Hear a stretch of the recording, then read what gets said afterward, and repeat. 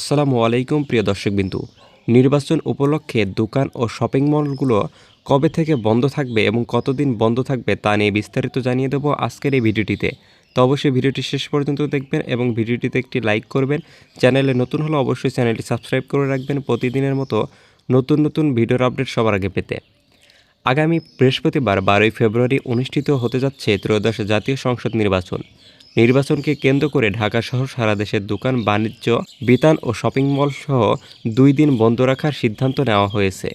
বাংলাদেশ দোকান ব্যবসায়ী মালিক সমিতির পক্ষ থেকে জানানো হয়েছে, ভোট গ্রহণের দিন সাধারণ মানুষের অংশগ্রহণ নিশ্চিত করা এবং নির্বিঘ্নে ভোটাধিকার প্রয়োগের সুযোগ দিতে এই সিদ্ধান্ত নেওয়া হয়েছে। সে অনুযায়ী আগামী বুধবার 11 ফেব্রুয়ারি ও বৃহস্পতিবার 12 ফেব্রুয়ারি সারা দেশের সব ধরনের দোকান ও শপিং মল বন্ধ থাকবে। সংগঠনটি জানায়, সরকারি সিদ্ধান্তের সঙ্গে সামঞ্জস্য রেখে ব্যবসায়ী মালিকেরা এ বন্ধের বিষয়ে একমত হয়েছেন।